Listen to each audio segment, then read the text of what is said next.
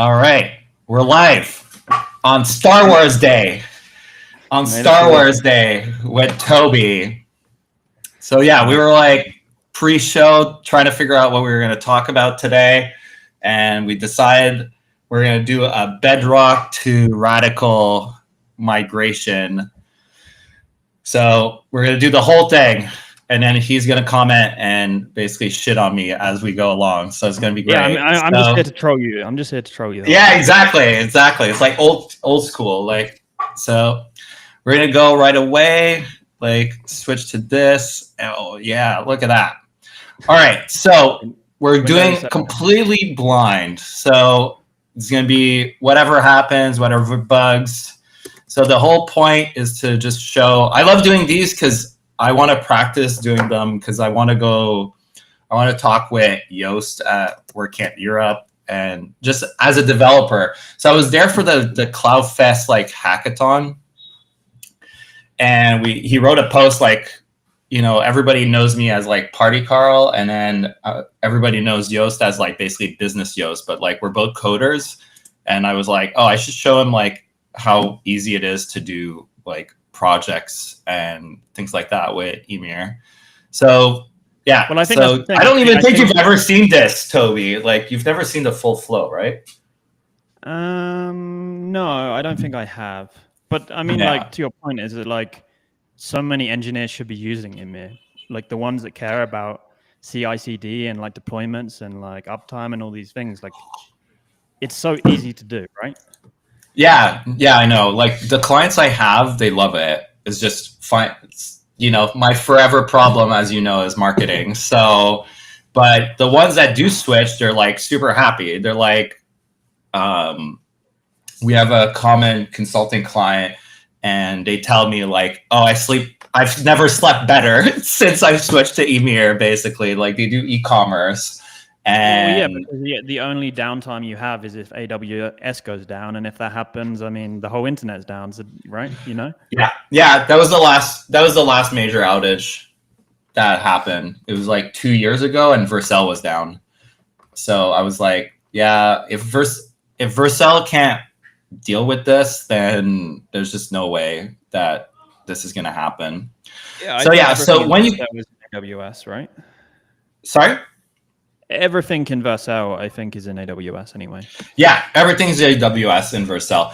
And they use a lot of Lambda too, but I think every time there's a downtime with AWS, so Lambdas are multi-availability zones. So in AWS, you have regions, and within those regions, there's multiple data centers. So by default, if you like just do like Docker containers or EC2s, like they're just in one data center. Like you have to turn on like what they call multi-availability zones, so that your servers are replicated across the different data centers in a region. But that comes built in with Lambda. But every time that happens, they're like, now we need multi-region. So like they want like the functions to be replicated across regions, but as far as I know, nobody's done that. Like it's just like the downtimes are so rare that everybody complains, and then they're like, "Yeah, we don't want to work on this. This is like it's really complicated to get that to work." So it's just everybody goes back to work and then forgets about it. I mean, probably every time AWS has a big downtime, whatever happened, they make sure it never happens again. So like when it happens in the future, it's a new problem. Yeah, like or like people are like multi-cloud, like do multi-cloud, and I'm like, oh my god, multi-cloud's like the worst. Like I don't know anybody that does multi-cloud well. I don't think there's a business on a planet that needs it enough, really. I've had consulting clients that have it, but the thing is you're so limited in what you can use because what they call primitives, right? Like Lambda or EC2s or like Fargate, like Docker container services, they're not the same. Like they don't work the same on GCP the way they work the same on Azure or AWS. So getting that to work in a standardized way is like hell, basically. So the only people that want that are the people that aren't basically AWS, Microsoft, or Google. So they're the ones that you should have multi-cloud. It's like, no, like go away. So that's why I never see it. Like I know a couple of enterprise clients that do have multi-cloud, but it's for really basic stuff. Like S3. S3 is another good example. S3, they have like everybody copied S3's APIs, so you can use S3 APIs with even DigitalOcean or yeah. I mean that's good because you get the redundancy of backups, right? Yeah, but I mean even then, like S3 is like data never gets corrupted on S3. Like the worst that can happen on S3 is you delete something by mistake. So like what you want to do for that is you want to turn on what they call object versioning, and that'll prevent if you delete something by mistake, it's not gone forever kind of thing. But it'll never get corrupted or lost or something like that. Like that just never happens. Like it's always software or human error that causes something on an S3 bucket to get deleted. So like even then redundancy is kind of pointless, but enterprise wants redundancy. So like I've worked a lot in enterprise and they just want redundancy, whether it makes sense or not. But yeah, no, so it's great. The clients love it, you know, so it's really good. So when we create a project, it's like basically a wizard. So you answer questions. So what's the name of our project? Are we going to name it? Using the wizard. It's Symphony Console. Actually, this is a good thing. Like I can bring that up. Honestly, I just haven't really written PHP like in such a long time that like I would have no idea what to choose if I was doing it. So I mean, a lot of it's Symfony. Even with Laravel, a lot of it behind the scenes is Symfony. Like Symfony as a framework is kind of whatever, but the components are really like S tier. Like I use them all the time, and they're really good. They're really like they really encapsulate like a small amount of feature, you know? Yeah, I mean they don't try to do too much. Right? No, exactly. They don't try to do too much, right? So you have the file system here, which is like super simple. It's just abstraction around dealing with the file system. Do you want to make a directory? Obviously, there's like PHP versions that do that, but there's just more safety, more syntactic sugar, all of that. Like you get sweet typing like this, like string or iterable. I mean, I don't write much PHP anymore, but I love the direction that they've gone with it. Like just the I mean, I think PHP is great. I mean, that was going to be your stream title. Yeah, that was going to be your stream title. Like, what was it going to be? It still is. It's like PHP. It's either the best or the worst programming language to ever exist. Yeah, like, it's kind of clickbaity, but like it's kind of true. You like, love the clickbaits. If you read Twitter, people love it or they hate it, right? I don't think it's a bad language. I'm just like so in the TypeScript ecosystem now, and I like the parity between the front end and the back end, and you can't really do that with PHP right now. No, I mean, the closest would be something like Livewire. Yeah. Which I mean, I saw that package that Taylor's working on. I can't remember what it's called, but they're creating a package where it generates all of the TypeScript types for the front end. Oh, yeah. Oh, yeah, I forget what it's called. I saw that. You're the one that shared that to me, actually. Yeah, probably. I probably saw it on X. I mean, that's good, too. And it had this kind of interface, too, right? Like, you could, like, basically, it would let you basically interact with Laravel in a TypeScript. Yeah, I don't know exactly how it worked, but like if you had like I guess like an action or a HTTP request and it returned a response, the types would get generated based on that response. So you know the object shape when you're calling that API in the front end. Yeah. I didn't really look too much into it, but it looked kind of cool. It's cool. I mean, the other big one is like inertia, but that's like not all one language. The problem, I mean, I don't know where TypeScript or JavaScript is, but it's just like the backend frameworks were kind of like not the best, to They put it exist and they're politely. pretty good. They're not popular. And like the reason Laravel is great is because the community is so good, right? There's so many Yeah, people that use it. yeah, But there's like no one in the, I mean, no one is a lie, but not many people in the Node ecosystem use the Node ones. So when you have a problem, there's nowhere to go, right? yeah, Versus most people just exactly. start with like Express and then they create a hot mess, in my opinion. Yeah, it's Express, and then Fast fires and everyone. that's it. Is it? No, it's not Apollo. What's like the one that does like the objects, like the database, like the ORM? No, like the ORM, like modeling the database There's into so like many objects. ORMs. There's like Drizzle, there's Prisma, there's a ton. Oh, I was thinking Prisma actually. Prisma's been around for a while. I was like thinking like, remember like pre-COVID we were working together, and it's like I think it was Prisma. Yeah, we were Like, working on, I think, I think even pre-version 1 of Prisma, and then they come out with V1 or V2, I forget what it was, and like everything broke. There was like no simple upgrade path, I remember. So I think it just stayed on the beta version forever. yeah. Yeah, no, but that's also like classic JavaScript. It's you get like, it's really hard. I think that's one of the things that I've come to appreciate the longer you stay and the longer you program, is that you want tools and frameworks that you can depend on in 5 or 10 years.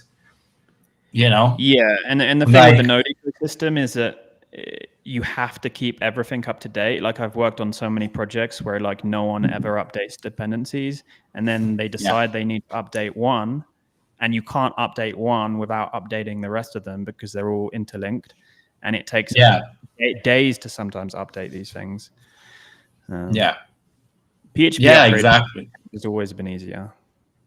I like Yeah. with Laravel. I mean, I forget what it's called. Shift, Laravel Shift. Yeah, that's super cool. Yeah. Like just like paying the whatever it is, and it creates a pull request of all the changes. Super cool. Yeah. Yeah, I mean, one thing too, I should just like switch to like us talking right now instead of like this empty like wizard thing. But yeah, no, with Shift and also with Laravel as a general thing, he said like with Laravel 12 that he's not going to do too much breaking changes like between the major versions in terms of like like he's going to add the features throughout the life cycle of a version, as opposed to like slamming them all out when the new version of the framework comes out, which actually I forget when I last used Laravel. It was a long time ago. I don't remember what version. I think pre-COVID with me. Yeah, which version? That was 5 years ago. What version would that? Seven. I think it was 6 or 7, because like Ymir started on 7, I think, or 6. So, but have there been many breaking changes in that time? Like I sort of feel like the framework when I was using it was mostly like feature complete. Like I know that they've built a lot of cool technology, but that's mostly adjacent, like Vapor and Cloud and all these things. Honestly, it varies in terms of, it's never been terrible, I'll tell you that much. Like I try to do the updates, like the upgrades every year for the Laravel stuff, and it's not causing too many issues. This year, like we were talking pre-show, like the big one is I use like PHP Stand for static code analysis, and I was using version 1 on Macs, and then version 2 came out, and I need to upgrade to version 2 to upgrade to Laravel 12. And I went from like no errors to like 900. So, and that's because PHP Stand added a new level. Like it went to level 9, and then they added a level 10 in version 2.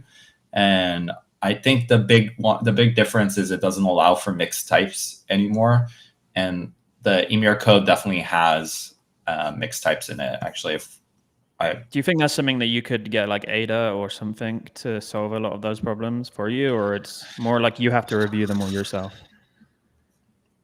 I could. I mean, maybe like if I bring the screen share back, like if we look at the app, like if I do mixed with a $sign, there's not even that many, but there's like return mixed for sure. Is it more like inferred types where you haven't perhaps left a type, or maybe? I mean, it could be stuff from Laravel too. I yeah, try I mean, that's not to use mixed. When I've done like PHP stand with WordPress like a long time ago, it's just you're trusting the WordPress types, the dot block stuff, and it's always wrong. And it's hard to get a high level when you're doing WordPress. Yeah, I mean, I defensive code against Laravel stuff as well, just because it's hard to. It's just hard because like there's a lot of magic, and you can trust like when I did the live stream on Friday. One of the things that I was talking about actually is one of my favorite design decision of Ymir is to use like, so if we go here, we have a model and I use constants to refer to attributes like in the database, because otherwise it's really hard to find references to them. Like if I want to see like, where am I using like, for the DNS zone, like the name servers, like it's you like this is pretty simple here because it's like name servers, but like if you do another one where it's like attribute like name, you know, if I do constant attribute name here equals name, you know, there's a lot of them that use names. So if normally if I was going to do like for the email identity, if I did something like this name to just reference it, it's like impossible, right? Like there's no type associated to that. It just comes from the reason it works now is because the Laravel IDE plugin that I pay for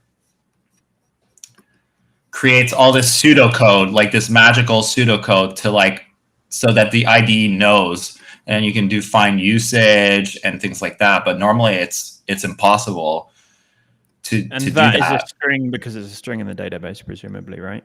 Like if you were to it's have a date. Yeah, exactly. Yeah.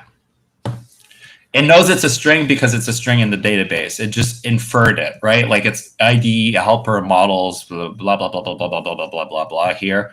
And then it just creates the properties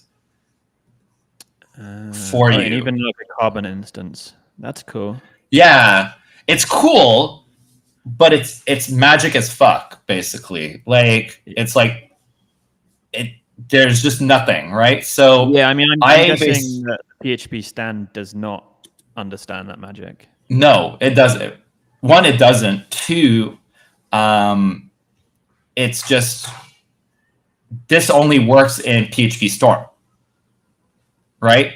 So if you wanted to use like Cursor or VS Code, or like if you're like old school, like you want to do NetBeans, you know, like something else, it'd be impossible. But what about NeoVim, Carl? What about NeoVim? NeoVim. Sorry. I forget that you're like the NeoVim king now. So like, yeah. So with NeoVim, you know, if you want to find references, it's impossible. But with this, I can just find usage, and it'll find all the usage, and they're really for this, the name of the email identity. Like they're not for, they're not for like some other name property from some other model, right? It's like otherwise it's impossible. I think it's smart. And also, like, if you're ever, I mean, let's say you needed for some reason to rename a column in the database, right? Like, it makes it so easy. It's no, it's super easy. Refactoring, it's this design decision has paid itself off like multiple times over. The only downside of it is that it makes your things really verbose, like, which, you know, because you have to like basically always use the constant for access, right? So it's very verbose, but very, very solid, like for long-term maintenance. Like everybody that I've talked to that started using that loves it. But there are downsides, like it'd be a lot shorter to just have name here, and because of this, it knows that this is the name, right? But that's only because of the magic. Like, it's got its mix-in ID, like Elper or whatever, QB. I don't even know what that's, but that's just because of the magic. This guarantees that whatever IDE, whether you're like a Neo Vim fanboy like you, Toby, or an old school like Graybeard using NetBeans, which was my first PHP IDE. I think I used it for Java. Yeah, it was for Java. It's the Java IDE, but it was like they made a PHP version. They supported additional languages, and PHP was the one of them. That's what I used before I used PHP Storm. PHP Storm looks a lot more like VS Code now. I haven't used it recently.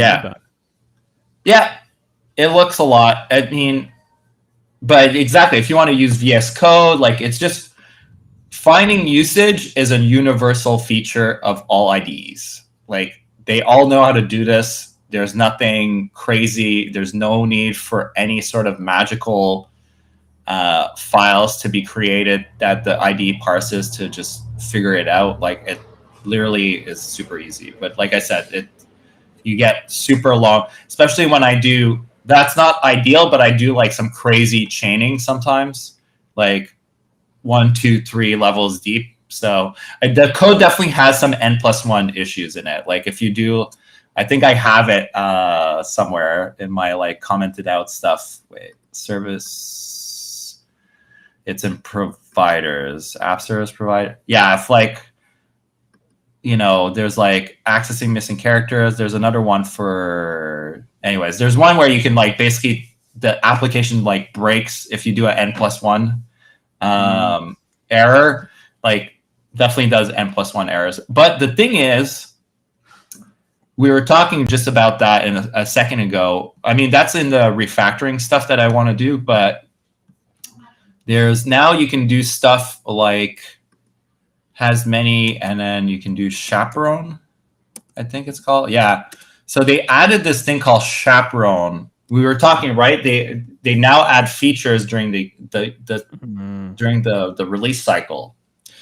And that was a Laravel 11 release cycle. But basically, it's going to, when you do the relationships now, before it would not insert the parent back in. So you would be stuck doing all these N+1 because you'd be like, okay, I wanted the DNS record. And then from the DNS record, I want to know the parent, which is the DNS zone. And then it wouldn't be there. So it would requery the database, even though it came from the DNS zone itself, right? Like the DNS zone, you're asking for every record in the DNS zone. And then from the DNS zone, you want to go back. From the DNS record, you want to go back to the DNS zone. It would query back. So this basically inserts it back. So I have to go through all my relationships and add that in. Maybe that's something Aider could help with. Yeah, probably. I mean, you document the code so well that like. Yeah. Oh yeah, it's crazy. Understand your code base very easy and find this. And even if you get 90% of the way there, I mean, you just have to finish the last pieces. Yeah, I'm just not sure with the size of the code base, like how it would handle it. But I'm more worried. Like the thing with Aider is like when I tried it, I tried it like on a simple code base, and then it bombed, and it cost me like $1. So I was like, wait, like, and this is a much larger code base, right? So like I have to tell it I think you're supposed to tell it what files to look into, right? Yeah, I mean, giving it the whole code base is obviously much more expensive. Yeah, but the models is huge. Like there's a lot of model stuff. But honestly, you could probably do this pretty easily with a regex, like a find replace with a regular expression. Like I could just like ChatGPT, like or even like write it myself, because I still remember because I wrote that guide on regular expressions. I still know how to. I write a lot of regular expressions myself. I haven't used that article recently, but I used to use that all the time. Yeah, no, I mean now there's no reason to, like, yeah, because it's so AI good. can just write your regex for you. But yeah, exactly. Yeah, it's so that's like that was like my most viewed article that I ever wrote was the regex one, and I don't think it is anymore, but the reason it was is that it was really good, and nobody knows regex, but AI knows regex. So yeah, anyone that tells you is lying. Yeah. So yeah, that's like the main thing. I forget how we got here. This was how I expected this to go, but we can. I mean, look, we can jump back to the terminal and do some actual work. Okay. Let's do some actual work. Like, so, oh yeah, we got here. Oh my God, we got here because we started talking about the CLI. How did I do the wizard? And this is that code is so rough. Like here, let me find you the project initialization code. Like it's not a hot mess, but it's just really complicated to do a wizard in a CLI tool, basically. I wish there was a better library to do that. Like I would use it in a second, although I probably couldn't because I have to support like super old PHP versions. But how far do you go backwards? 7.2 still. Oh, that's not that bad. It's not that bad, but most yeah, no. I did a lunch and learn once with AWS, and somebody asked me if I'd support PHP 5.6. I was like, no, there's no way. Like even the stuff that the runtime uses just doesn't work for that. But yeah, so the wizard's kind of complicated. It's not tested. Like the CLI has very little testing. I did one of my first live streams was trying to add tests to it. Like there's almost no tests. It's like it's an embarrassment. Like, but to be fair, it is really hard to test properly. A CLI tool. It's just. But I mean, ultimately, it's just basically calling endpoints that are tested anyway, right? So, like, yeah, it's just sending API requests and querying you for like basically everything that you want to send through the API. So here we'd be like, okay, what's the name of the project? Okay, we'll call it like, we'll be even clever. We'll be Bedrock to Radical, like, like old school. So, and then so what I do now is if the project director actually likes to restart for a sec. So this is empty here. So I really want it to be like, you use Vercel a lot, right? Yeah. So I want it to be like, I think of Vercel a lot when I do Vercel and Laravel a lot. Like I think of developer experience a lot when, like, I literally want you to be able to do this and be like, okay, I have nothing and I want to get to a project, so we're going to call it this. So you can say which projects you want to initialize. If you say Radical, because it's a private project, it won't download it for you. But because we're starting with Bedrock, you can say Bedrock. Then you choose the region that we're going to be in. So we're going to be US East 1. And we can say, so here, there's a lot of magic going on behind the scenes here. So right now, behind the scenes, the CLI actually queries your account and figures out, oh, you already have a database server. So we can create the database on that database server already. And then you can say yes or no. If you didn't have one, it would ask you, do you want to create one first? So it'd be like, do you want to create a database server first? You'd say yes or no. I think if you say no, it like bombs, I forget. But here, since we have one, we just say yes. If you had more than one, I thought it it would just automatically pick it for you. But maybe I changed that. But basically, you choose which one you want. So it's called Ymir, and then it automatically will ask you what prefix you want to use for this. So it uses the project name. And for the project name, I always choose the directory name as a default. So we say, okay, we want to call it Bedrock to Radical. So it'll create the staging database and the production database for it automatically. So you say, yeah, that's what I want to call it. And then it's asking you, do you want to do it? You say yes. So that would be like Bedrock to Radical _ staging _ production. Yeah. We'll see. We'll check in a second. So actually, I can like switch to it. Like we're on the database server right now. See, it already did it. So see, they're already there. Because it's doing it behind the scenes. Like those things are already happening. Even the project isn't created. Like that stuff's already happening. So now it didn't detect that Bedrock was installed. So it's asking you, do you want to install it? You say yes. And then it's going to run behind the scenes, running Composer, create project with Bedrock. Once that's completed, it'll ask you, okay, well, now it detects, hey, do you have like the Ymir integration plugin for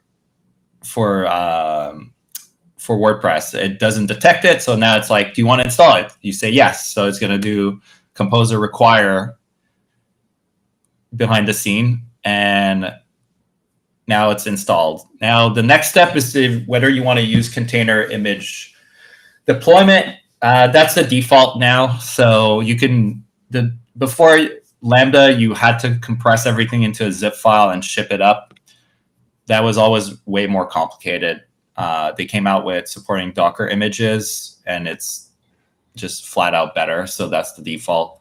I used to have it the default whether you had Docker installed or not, but now I just make it the default, and I just warn you if you don't have Docker installed. Because a lot of customers, like they might not have Docker locally, but they're not deploying locally anyways. Because like you said, it's more meant to be used with CI/CD anyways. So on GitHub Actions. What I was gonna ask, like when it says project initialize, is that doing stuff locally on your machine, or it's all in AWS? It's all local. It's all local. Eventually, I want to have something like Vercel where you connect a repo. Like it's not technically public, but you can connect already your GitHub account to Ymir. The code's there for it. I just haven't turned it on because the rest of what you would use it for isn't there. But you can connect. There's like there's an Ymir app like application on GitHub.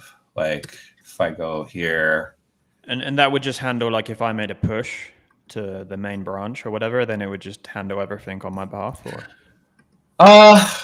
I don't know if I could do it like Vercel does. Like the main thing I was gonna do is it was gonna set up your repo. Like it was gonna detect. Let's say you didn't have a repository and you wanted to create one from scratch. It would create the repository, install WordPress, put the GitHub Action workflow into it, and that's what it would be. I'm not sure. I'd be interested to understand, like from a design decision, why they chose to do it that way. Like versus just having kind of tie it in. I guess they want it all going through Vercel as opposed to like depending on different CI/CD platforms, right? Because you could just deploy, like you could have had just Vercel deploying from GitHub Action, right? But that's not how it works, right? You select a directory, and if file changes in that directory, it triggers a rebuild, right? Yeah, I'm not sure. I don't know if I'm not sure if they support like your own self-hosted GitHub and GitLab and stuff like that, and maybe that's part of the reason behind it. Maybe because if they don't manage everything, if they manage everything, it's much easier to integrate with other things once they have it working. Because Yeah, because when I done the demo, the Ymir Head Start demo, right? It was like, this is like a Vercel app, right? That runs WordPress. Like Ymir is running the WordPress side, and then Vercel is running the Node.js side. And for that, it was basically the way we set it up was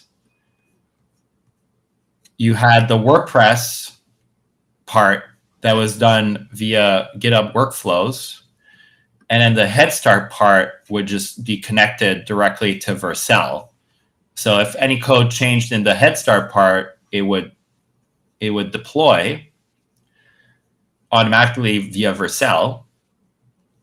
And if you did the WordPress file changes, right, it would just deploy there, right? You can just say here in the GitHub workflow, you can say anything under WordPress triggers the deploy. Otherwise, it doesn't do it. You can do the same thing with Vercel. You can deploy from an action, but like I don't think anyone does because how I don't think anybody does that. Like I've never heard of that. Like for me, it's always been like you choose the path, right? Well, I think the thing is that their ecosystem is so easy, right? Like, yeah. Why would you use a workflow when all you need to do is just push and it works? There's no. Yeah, exactly. I mean, yeah. So it'd be a lot more complicated to do that versus just, I think a V1, like a more MVP version, is just creating the repo, generating the workflow files for GitHub, and that'll be good enough. But that's where I want it to be. Like I want it to be able to either generate the workflows for an existing repository and commit them in, or create an entire empty directory with WordPress or Bedrock, and it would just have everything set up. So like, so you can connect your GitHub repository, your GitHub account. And if I look at your enterprises, oh no, I don't have any switch context. So if I go to Ymir, GitHub apps, so it's called Ymir Assistant. So I was like, so basically the Ymir Assistant, if you went in, like you had the permissions, like I had the permissions, and basically it will read everything. So basically you would give access to the Ymir Assistant, and from there, like that's a plan anyways for new projects from the front end, you know. But the front end's like so much more janky. Like I spend way too much time with the CLI, so that's why. But that's like you should. Have you used V0 before? Have you seen it? No. V0. It's the Vercel. Yeah. Yeah. It's a Vercel thing. I've heard it. I mean, God, I don't know if you can do stuff that isn't React, because I'm sure you don't want to use React. I mean, I'm debating, honestly. I'm debating going inertia with. Everybody says Vue 3 is better. Is like more like. Yeah, I haven't pleasant. used Vue since Vue 2, so I don't know. But yeah, I heard Vue 3 is very pleasant. Code. Maybe you can ask it for HTML and it might give you what you want. But I mean, you can build UIs in this very fast and probably get what you need that is in the CLI and you don't have right now. That's cool. Yeah, I mean, the main thing was just the business, the whole business logic around it is complex. But yeah, my front end skills are they're not as strong, but also it's just it's a time consuming project to do, and I basically have to choose what I'm spending my time on. Like I have a partial thing also built, which is like an activity feed. So like it tracks like what people have been doing, deployments, creating, deleting resources, things like that. So that's partially there. Like the activity, like it's tracking all the activity, but it's not being displayed yet. So yeah, there's a lot of partial little things that are in progress.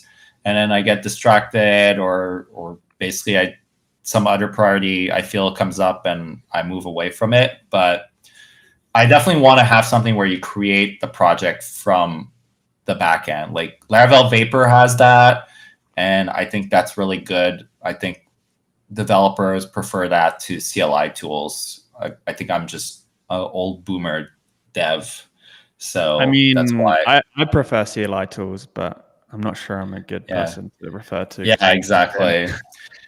But yeah, so here we can do deploy the project, and then you say yes. So we say yes, Docker file created, and then we're good. So everything's here, and then you can literally just do Ymir deploy. Oh, I mean, that's so cool. cool. Wait, shoot. Oh, wait, cancel. No, it's dumb, but I don't keep Docker running because Docker sucks all the resources out of my, so we can't. So I need Docker to run. So you build the image locally? Yeah. Same thing as Vapor. Vapor builds the image. You build the image, and you ship it up.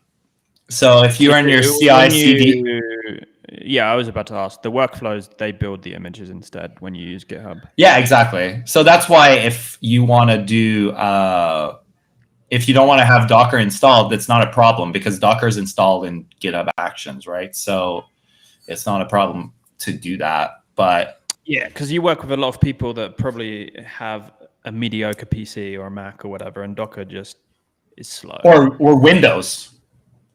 Like there's people. I have a decent, like, I wouldn't say half, but I have a like greater than one amount of customers that use Windows. So there's definitely, like, in the CLI tool, there's definitely stuff for Windows. Where were we here? Like, is it Win OS? Like, OS Win? You're in the test folder if it matters. Oh, maybe that's why. Like, yeah, that probably matters. I forget how you do find it. Oh, there. Yeah, like here. That's a simple one. Like, basically, if you want to copy the environment URL, basically, that's like PHPOS. That's the one. So if I do PHPOS, am I using it? Just there. Okay. So there's not that simple, but there in the libraries there's a lot of code too. Because basically what happens is once we're done deploying, it'll just give you the URL, the vanity URL, and it'll copy it, so you can just paste it. One of my customers is, I mean, I don't know how I would do it, but some people would like it if I copied not the vanity URL. If you had domain mapping, it would copy the actual map domain. But really it redirects, so it shouldn't be a problem at all. But that's the idea. Like, you create the project, you deploy. The deployment is, I mean, right now I'm trying to send it to Virginia from Rio. So, but in general, it takes like 4 minutes. Like, you remember I asked you, like, how long does it take to deploy a Vercel? And you said 4 or 5 minutes, because like Taylor is like so focused on deployment speed, like for Laravel Cloud. Like, he's like, it needs to be 30 seconds, you know? I think he built all of the... Go on. Sorry, I cut you off. No, go ahead. No, I was just going to say the difference between like Vercel and Next.js is like it does so much at build time. It will like cache. It will run through all of your pages and cache them. So that's why it takes much longer. Whereas Laravel, it doesn't do much build stuff. Maybe it compiles like some CSS. It doesn't do anything. Oh, we didn't have the right PHP version. Okay, wait. Yeah. What did we do wrong here? No, nothing. We didn't do anything wrong, but it's just like, again, because WordPress is so old, I really should change it to something else. But basically, it wanted 8.1 because, you know, the roots people don't want old PHP versions. I mean, why is that not a question in the in it command. It should be, honestly. You're right. It should be. I was thinking it's because right now it's literally a file. It's a stub file that I copy over. So it's really, really, really basic. But yeah, there's a cool template library. I forget what it's called, but the extension is like .hbs. Handlebars, I think it's called. So you can put the variable there, and it replaces you have a variable like PHP version, and then when you run it, it will just basically replace the variables. Yeah, I mean, there's ways you can do really easy. You could literally just do version, right? PHP version here, and then just replace it as part of the creation process. But I agree, that should be a question. It wasn't as bad before, but now I support. Okay, what is it? 7.2, 7.3, 7.4, 8.0, 8.1, 8.2, 8.3, 8.4. I support 8 PHP versions. So when I started, it wasn't that big of a deal. It was 7.4 and there was 8, it was but now it's oh, there's a lot of PHP versions. You're right that I should definitely ask which PHP version to use, because there's no reason not to. But that was the idea at the beginning. When I started working on it, it was just okay, it was 7.2, 7.3, 7.4, 8.0, maybe 8.1, so 5. So it was just and WordPress didn't support 8 very well either. So it was just a no-brainer to make it 7.4. But now, yeah, it doesn't make as much sense. Have you thought about making too long changes? Would you deprecate some old versions, not break existing applications, but say that you? I've been thinking a lot about that, honestly, in the long term. So here we can just go back. So now it's gonna work. So now we'll be on the stunning 8.4, super fast. Then we can be we can be May 4th with Toby. And it's kind of cool how easy it is to get Bedrock working. It's so good.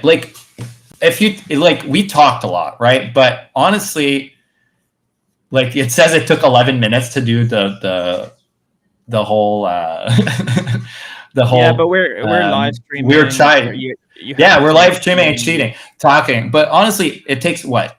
You can answer those questions in maybe 10 seconds, 3 minutes to deploy. So you basically have a WordPress site in 3.5 minutes. That's super secure. You literally don't have to pay anything for it if it gets no traffic, right? You can just be here, test@example.com. But I mean, this is going to get trashed after the. Yeah, I was about to say, if we were prepared, we would have thought of a way to hide the password. But we're new to. No, I mean, I don't. Yeah, it's not. It's really not a big deal. I mean, it'll be interesting when we're trying to remember what. Oh, this broke though. But let's go see. Log in.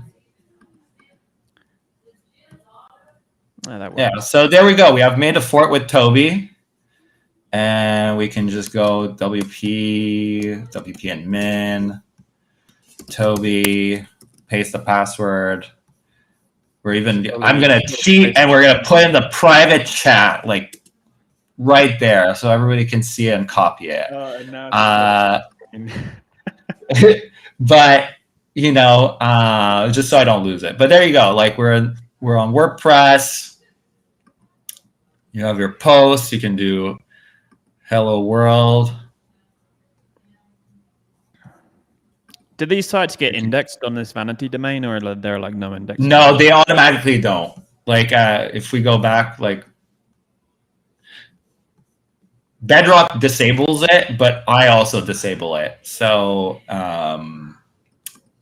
search engine is disallowed when using a vanity domain. So Bedrock does it as well when you're in staging. But honestly, if we deploy to production and we were not if we were still using a vanity domain, it's automatically not indexed. I mean, do bots follow that?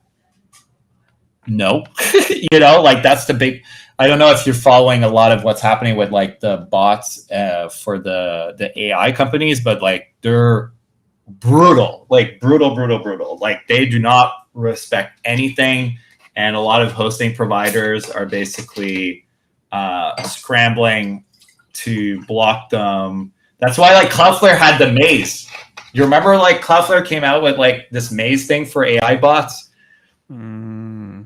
Okay, here, I'll find it. I'm sure AI can solve that, no?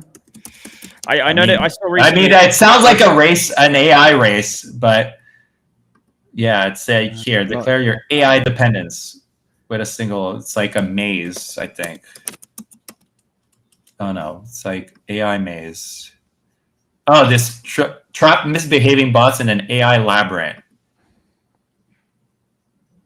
So I feel like sometimes you want bots, AI bots, because like if you're chatting to ChatGPT, it's like kind of replacing Google, right? So it's like if I ask, right, yeah, no, absolutely. Like who knows? Maybe the regex article that we were talking about before, like if someone asks the right question, your article will be referenced. Yeah, I mean, one thing that's interesting that I think a lot about is like, how do I make sure if like, actually, let's do it right now, like just for kicks, but like. If I ask ChatGPT here, how could I host WordPress using AWS Lambda?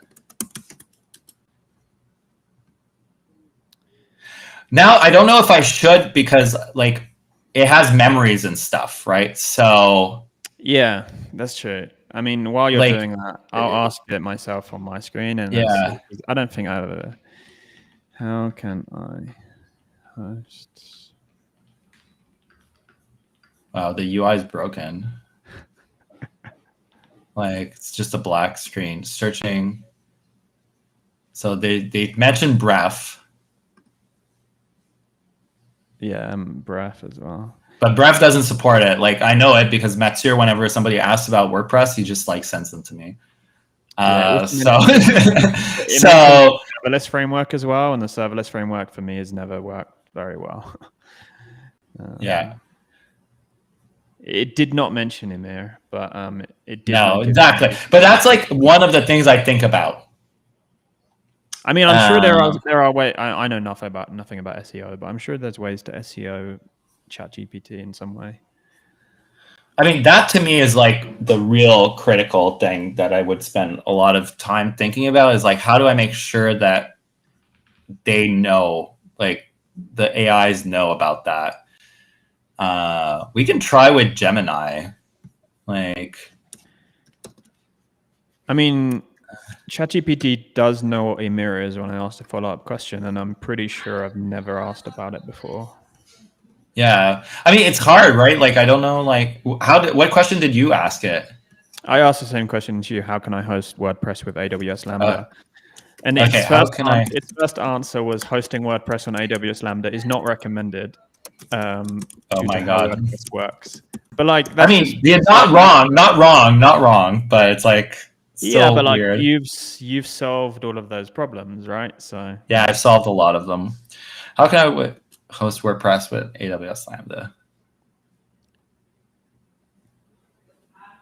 Again, like Gemini knows about it, so I'm not sure, but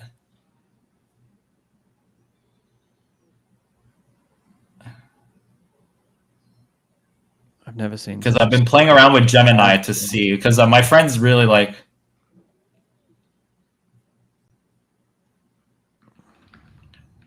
No, still no Ymir, basically.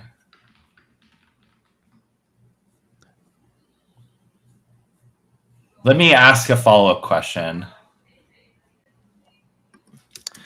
I mean, is there an existing service that does this.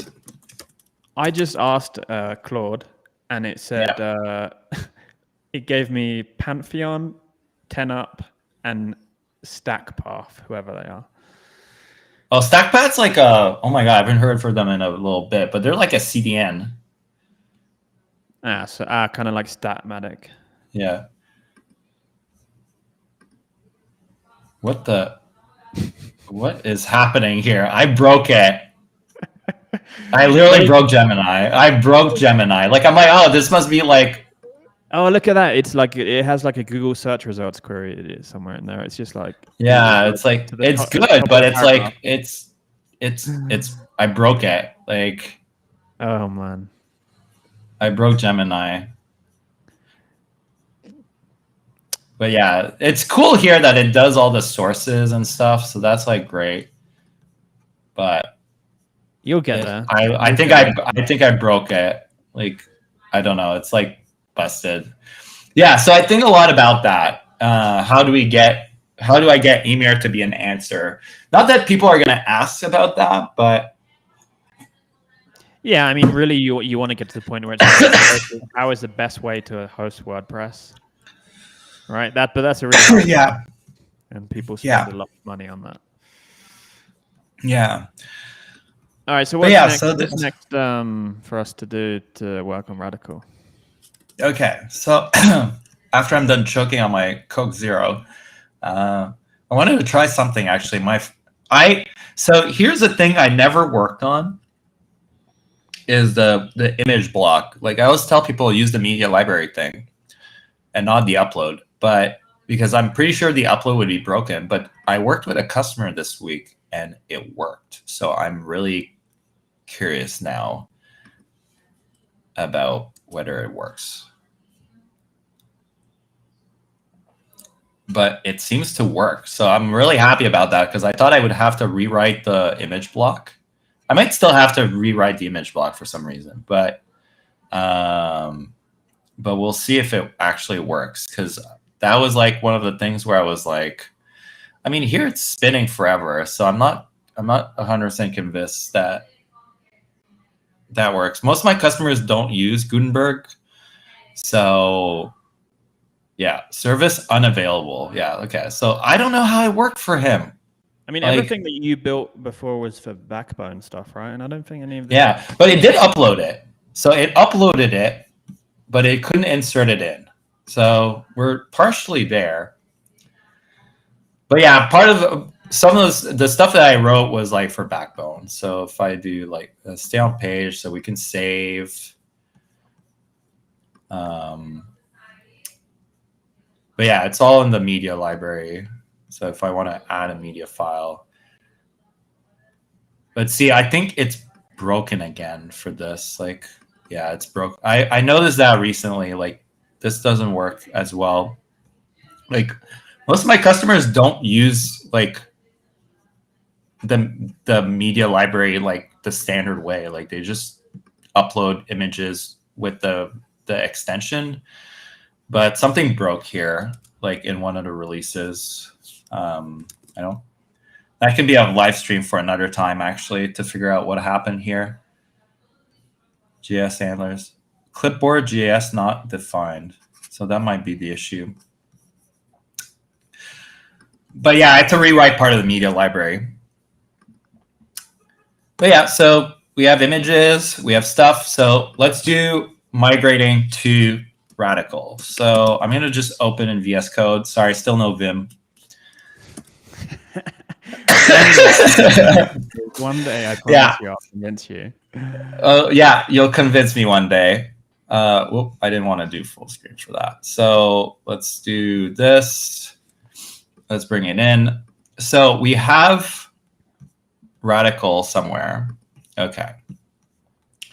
So if I do Radical, we have a copy here of the last version.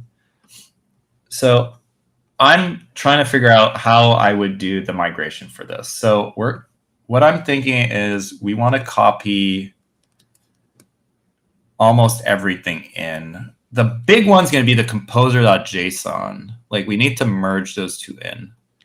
Yeah, I mean, because you're pulling in your plugin from your composer, right? Yeah, I mean, essentially, there shouldn't be a big difference because there's no MU. There's very little stuff here. There's just like a Ymir WordPress plugin. There's a team, uploads, WordPress.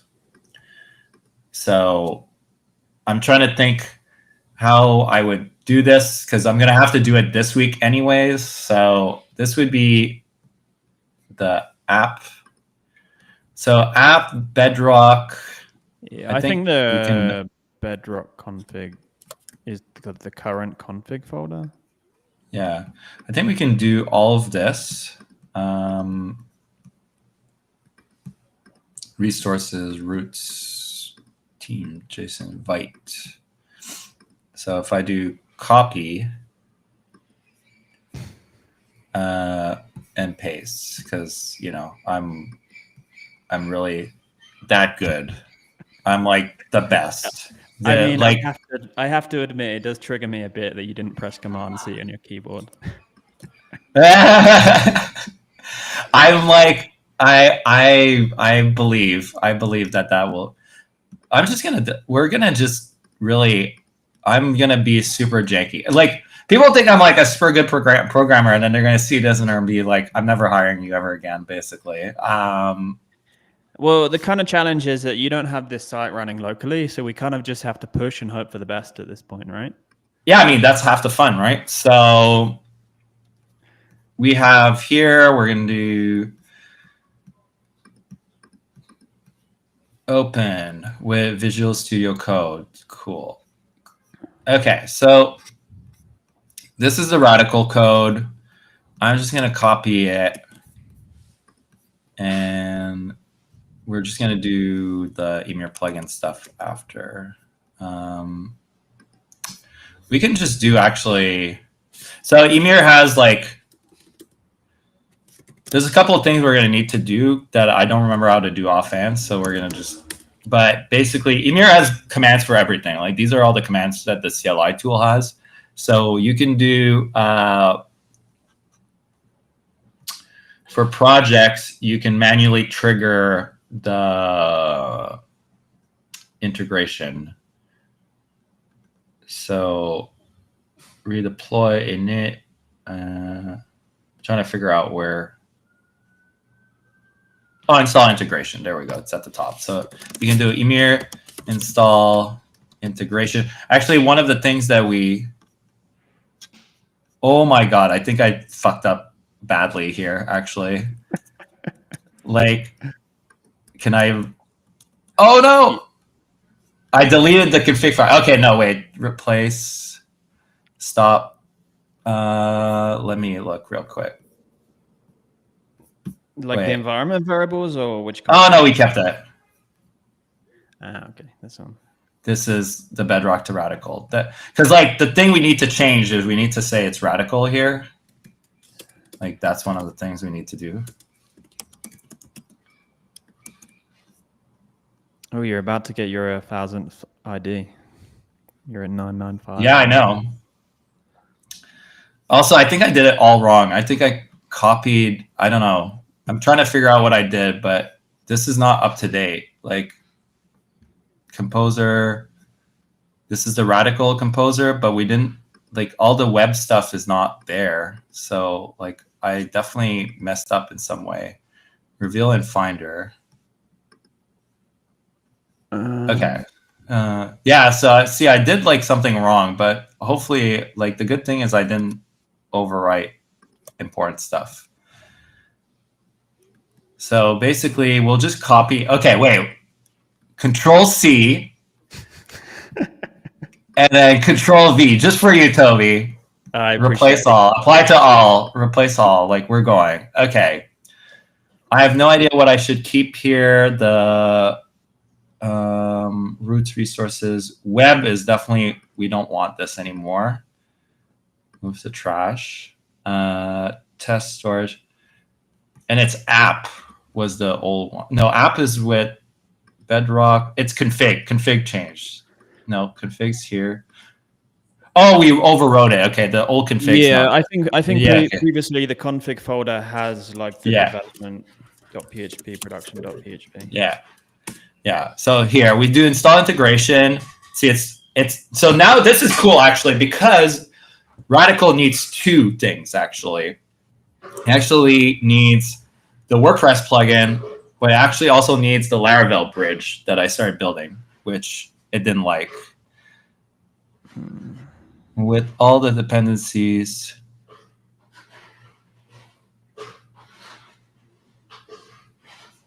Try reverting. What if I just delete this?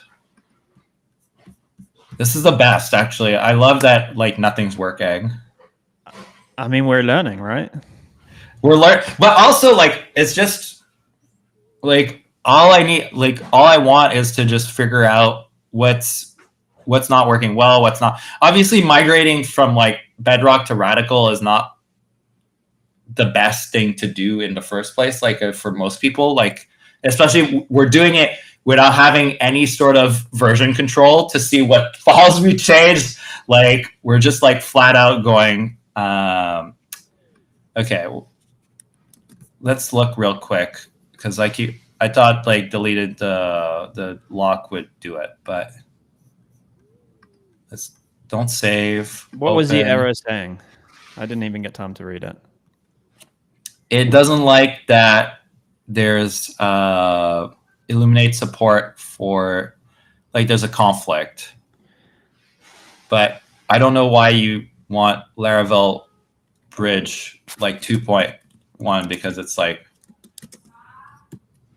composer install. We can do like /w to see. Oh, okay, well, never mind. So yeah, I mean, can't you do like ignore something requirements? Invalid argument. Oh, it's require. Sorry, I'm an idiot. Require /w. Okay, there we go. Okay, so there's a conflict here.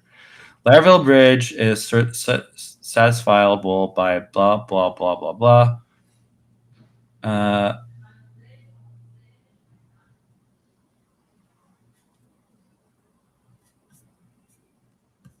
Is it just that they're using something more recent?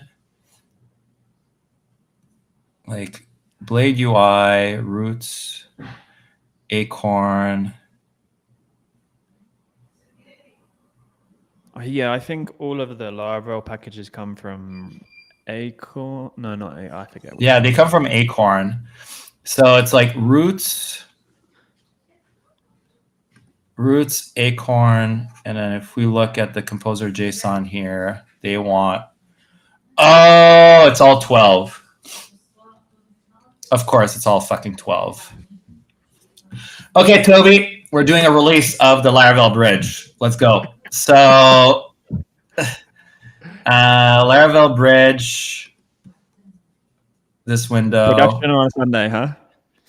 Production on Sunday. Let's go. I mean, it's not a big production push because like nobody uses it, but this yet. But we just need to do like this 12.0.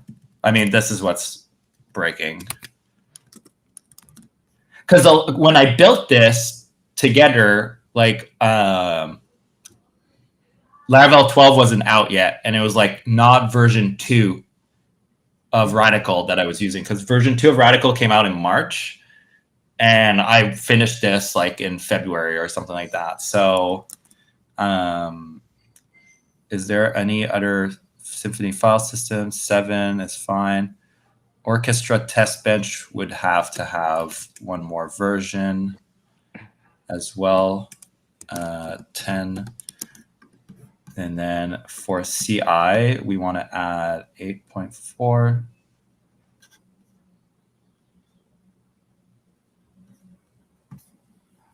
Wasn't I testing all the PHP versions, all the Laravel versions? I just have a matrix for the tests, but it's not the integration tests. It's just running the unit tests.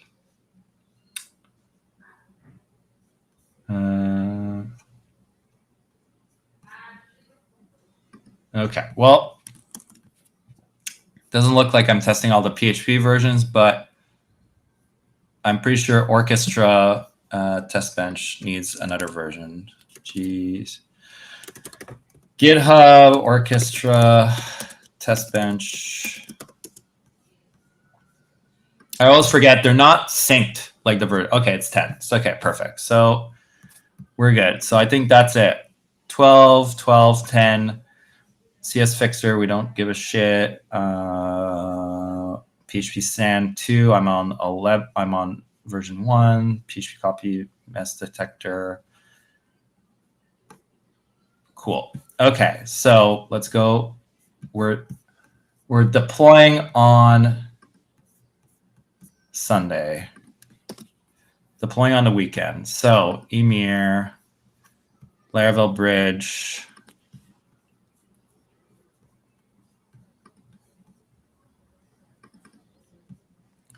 Feature, add, support.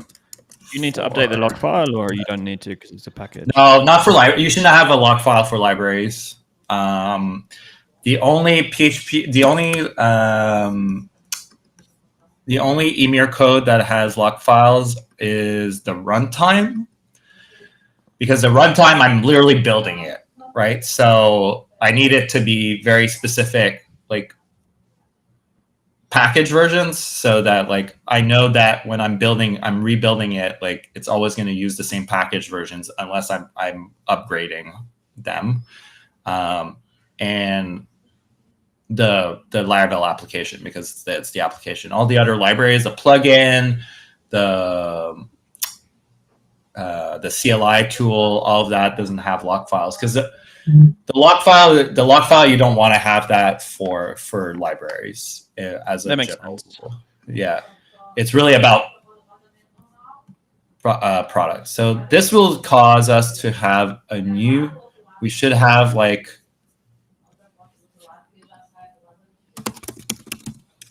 it should trigger like the release please stuff too.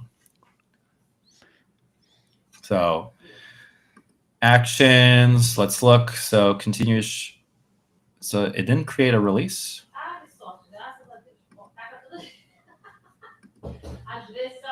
Interesting. Oh, I didn't.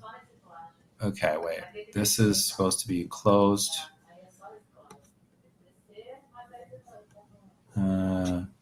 This is merged, but I didn't remove the label. Because this isn't super well. I was trying to figure it out I was trying to talk to people at the CloudFest hackathon. Like the release please stuff is a bit janky. Like I can't get it to like work perfectly all the time. I have to do a bit of manual stuff. So see, if I rerun it now, it should create the PR with the release. What are you using for the releases? It's called release please. So it's like release please. It's by Google.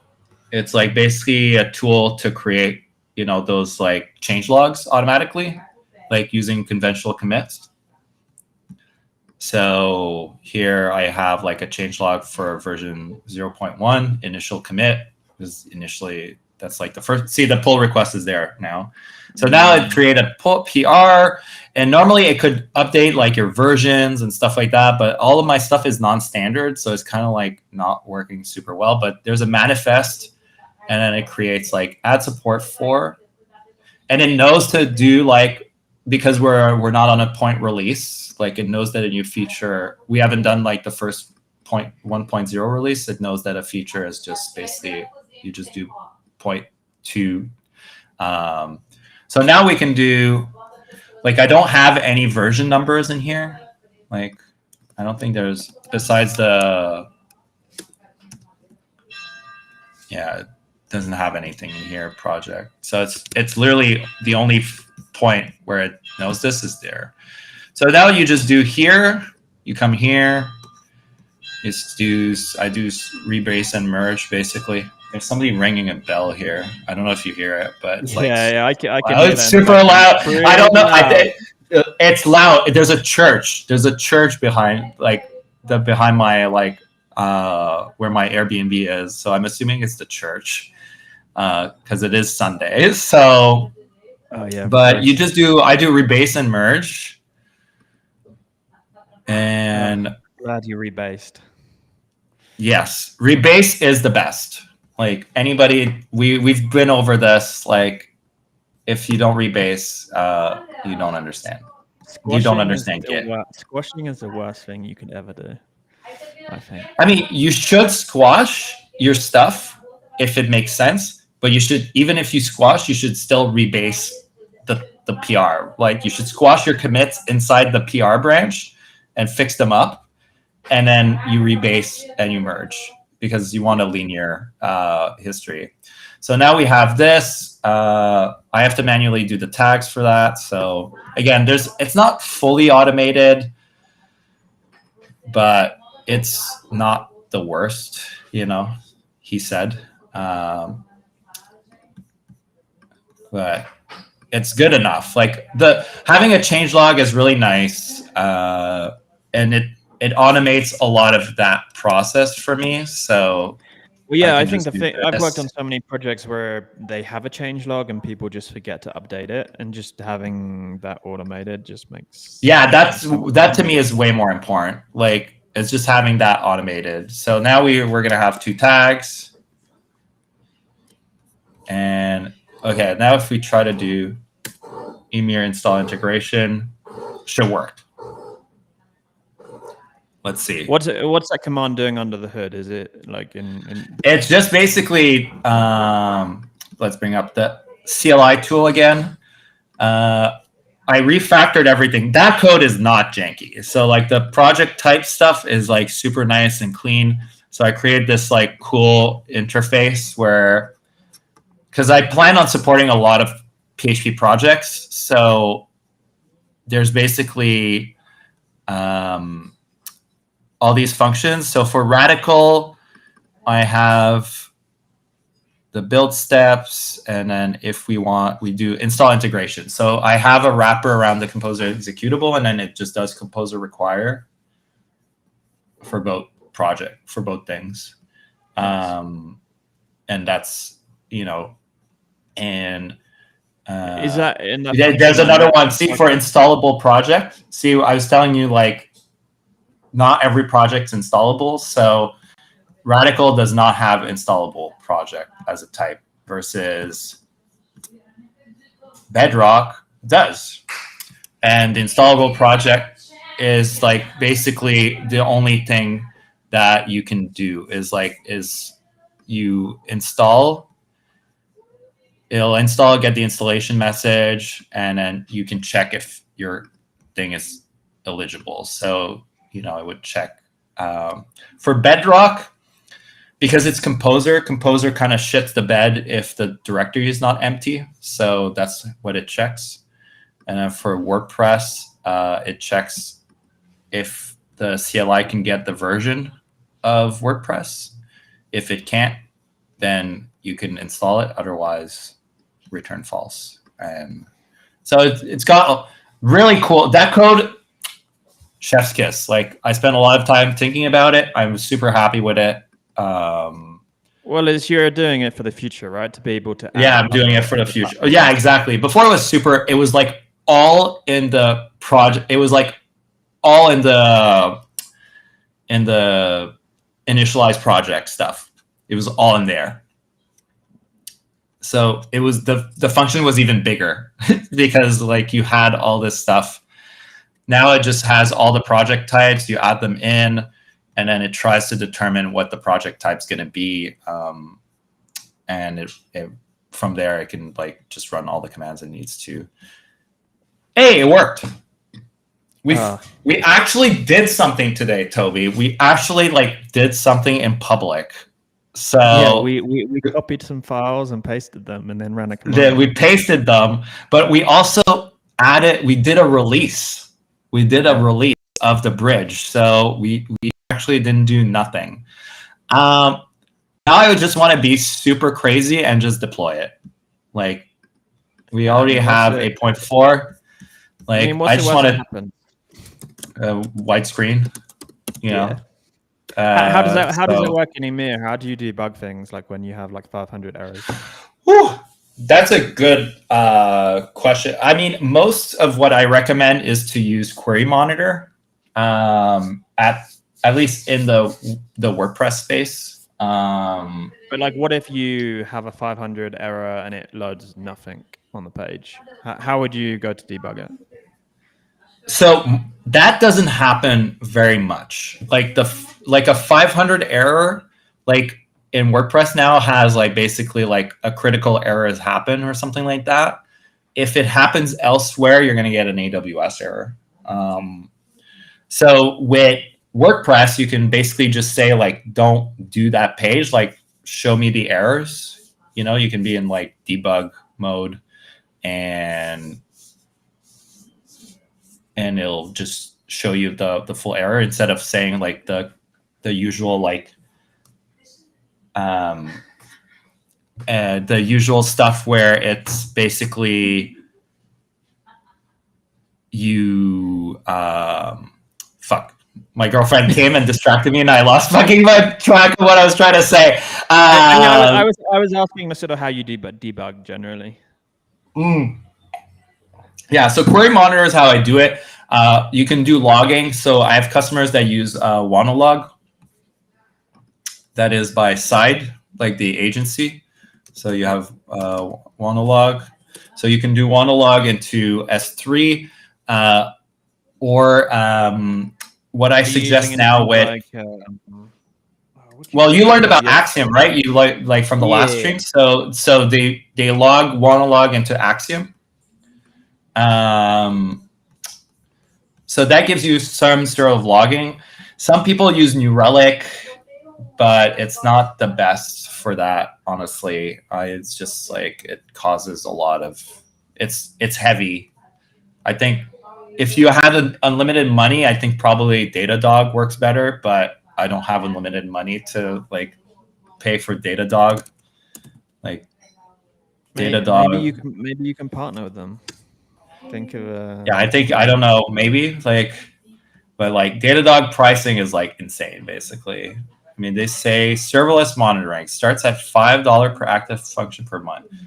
Real time indexing, cold starts, cold search for function for custom serverless tag. I mean, I'm not sure. I don't know. And honestly, I don't know that much about Datadog, but that's the one that I've heard is really good as well. Like in general, I don't suggest New Relic in production. It shits the bed, essentially. And I wonder if it's the gateway. Oh, I had an idea for the image. Okay, but either way, did it work? Did it not work? Fingers crossed. Oh, I didn't do the build. There's been a critical error on the website because we don't have a team with this, right? Like, there's nothing, right? Like, I mean, is there a PHP build step? There's a PHP build step. So I skipped that. I definitely messed that up. So if we go into radical here, the config, we should have like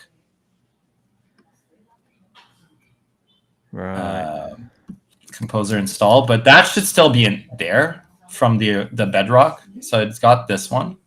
So that's good. Then you're supposed to have yarn install this part here. Yeah, but the yarn stuff wouldn't give the critical error. But the problem is that it should, like, we're not using. So if we go to the app views, no, where's the WordPress stuff again? It's like, where does it install the WordPress? Radical, if we have, it's public WP. But that's not for the plugins. It would be public content. Okay, public content teams. Yeah, so it's the radical team, but we want to put back our. Okay, I'm just gonna go to Bedrock on GitHub.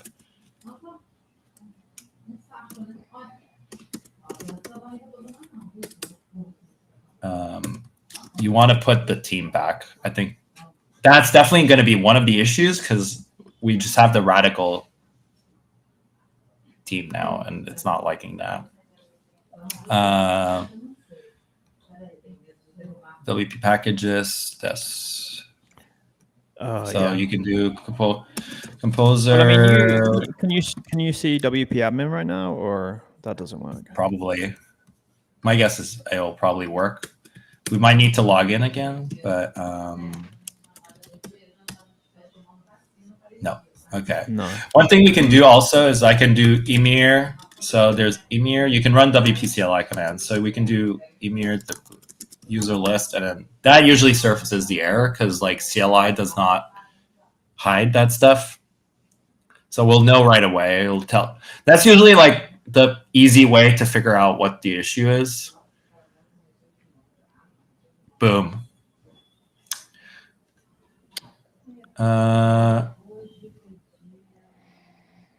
GIT arch. Doesn't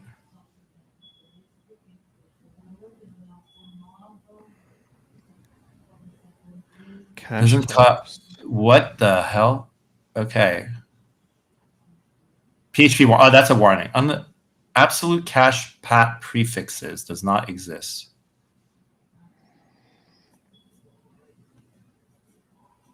What is the cache pat? Could it be something to do with like Blade or? Yeah, it's probably a thing. Oh yeah, there's like those as well, but no, those didn't matter when I tested it. But maybe they matter now.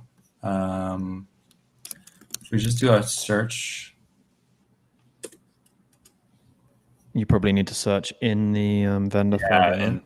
In the vendor folder. Open settings. No. I never remember. Oh, there we go. Okay. This exclude. Absolute cache prefixes. Yeah, maybe we didn't do the acorn because there's like deploying radical and they want you to do acorn optimize. Yeah, but they would only matter if the theme was being used, right? I mean, I would think so, but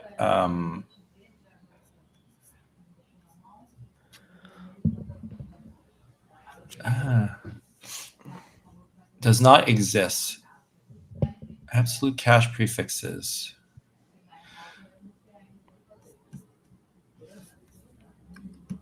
Fixes.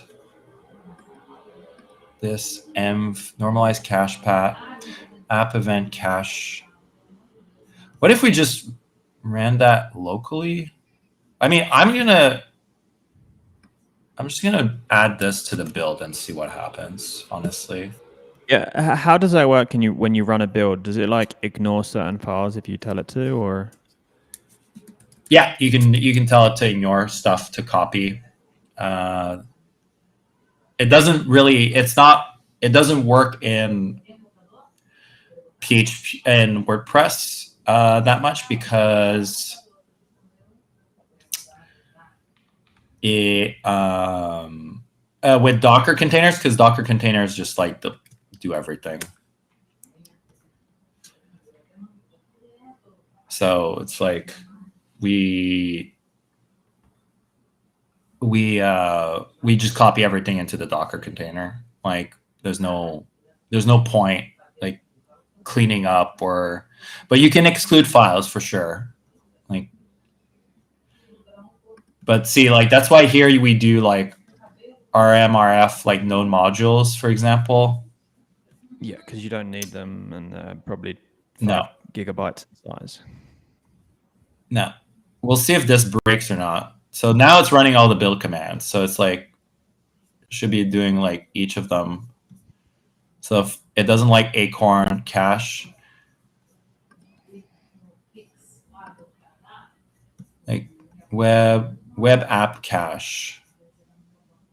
So if we look here, it's building. This is the build. So we have.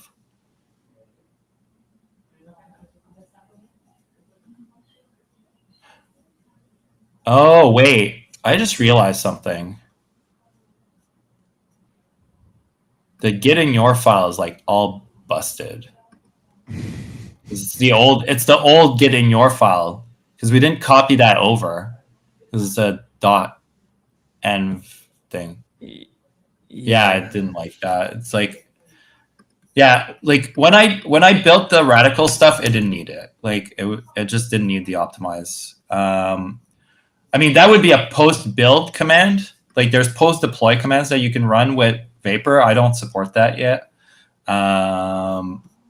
But what I'm thinking here is maybe it's the git in your. So if I do vi downloads radical main,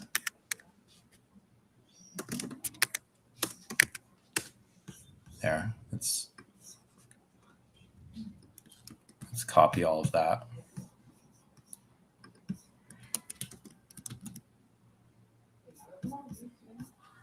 Let's see what happens now.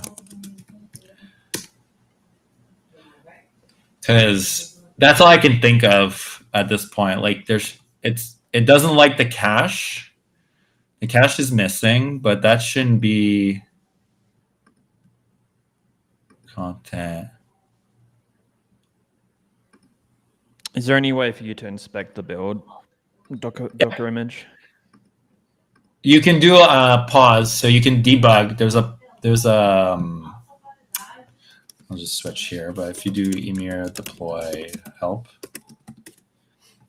you can do debug build. And what it'll do is like after it does, I think, execute build commands, like at some point it'll pause basically the process and it'll tell you can go look at things now. Or, if you want to edit a file, manually put like a var dump or something like that, you can do that. Oh, that's very cool. So you can like pause the build to do some stuff. I mean, you can't do that with the CI processes, but for like manually doing debugging stuff locally, you can definitely do that. So it'll pause and then it'll be like click enter to, I forget what it says, but it basically like click enter to continue or press any key, something like that. And then you can go do your things, come back and check it out. But yeah, this one's a weird one. Like absolute cache prefixes does not exist. So that's the only thing is like, I'm wondering if it's just because I didn't test the new release. Like this is Radical 2. So I'm thinking maybe there's something that broke with versus Radical 1. So we might need to debug that, but absolute cache prefixes is like class absolute cache does not exist, which is like the weirdest error. Also, why would you have a class with a lowercase a? That doesn't just. It's a parameter in the application here. I think it's like this absolute, like it's what container. It's like literally in the Laravel code, like. So it'd be, it says what? Vendor illuminate. So it's not even in. Oh, they're listening to me. They're listening to me. I'm hearing myself. They're laughing now. They're busted. I'm busted. That's funny. I mean, I gave it to them so they could like look at me. They're like, here's your friend Toby. I mean, I didn't even look. Do we have even like chat messages? I didn't look either. I probably should have. No, we didn't. Now they're gonna just send. They're just gonna spam us. But cool. We're built. All right. So okay. Let's crossed that we did do this correctly. I mean, it could very well be the git ignore, like. Getting your stuff does a lot of. Okay, it wasn't. Wah, wah, wah. Okay, let's see if it's the same error. Yeah, I mean, hopefully the error is different. and at least we Yeah, I can feel get it's going to be everything the right same track. one. It's like some config. Oh, yeah, no, it's not. It's the same thing. Yeah. So concern. Okay, if we look down here, it's like roots, acorn, application builder with paths. Was there perhaps any like thing in the original composer file, perhaps like a config or something? Because that was the only file we didn't bring across. No, we brought it across the composer file. Oh, my bad. I didn't. We brought it in. But I think it might be like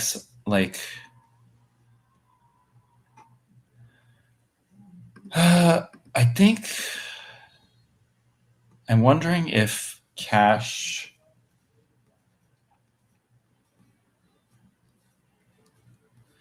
No, because it's a cache pat. So if we look at the error here, it's like roots acorn. So it's mu plugin acorn boot. So it basically public content mu plugin acorn boot. So it's like configure with. We're gonna just go through it with paths. With routing. There is no with paths. It must be inside. Configure. It's like this one with paths. Use paths. App config storage resource public bootstrap blank database. Okay.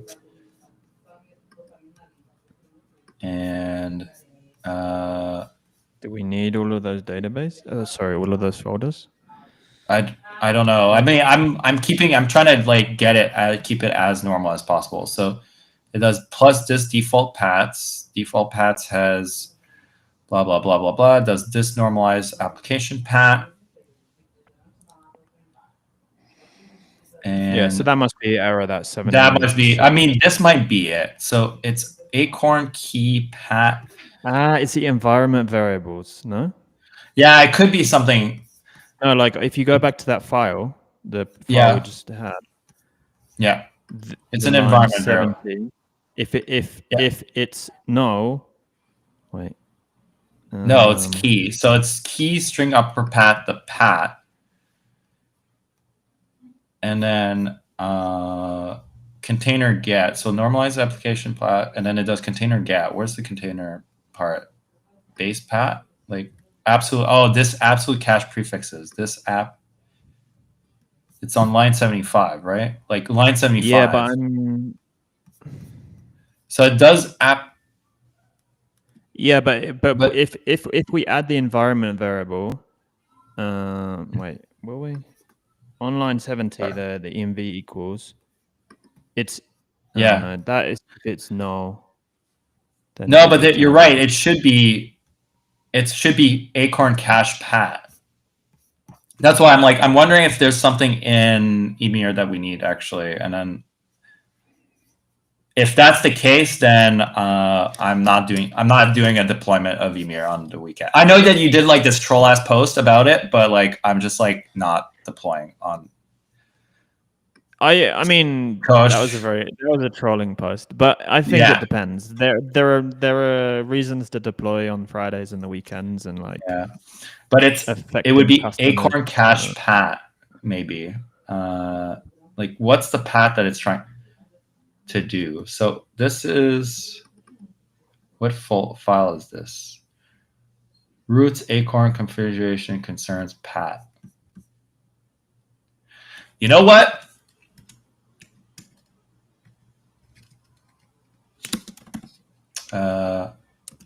Debug build, bitch. Let's debug this shit. So no, but this is good. We get to see like some of the features that I like rarely use. But we're gonna be like super janky and like put a var dump and figure out. Yeah, are we not gonna be professional engineers here and use Xdebug, Carl? Can you use Xdebug in production? I mean, you probably could. But you probably could. Shouldn't. See, look, there we go. Debug mode. Press enter to continue, basically. So now we can go here, and we have the build. So this is under what? Vendor, roots, acorn, source, acorn configuration. Oh my god. Okay. Whew. Roots. Vendor, roots, Vendor, acorn, roots, acorn, configuration. Source, roots, acorn, concern. Nope. No, configurations, concerns. Oh, configuration. Okay, thanks. Configuration, concerns, pats. Okay. So we can like do var dump, like super classy. Actually, we can even do like dump just to look fancy and use like some Laravel stuff, like do dump key. I mean, just if while null, we're here, just dump some other stuff. yeah, I mean, inf like if is null environment get the thing pat, so we just don't, and then absolute cache preface. Like,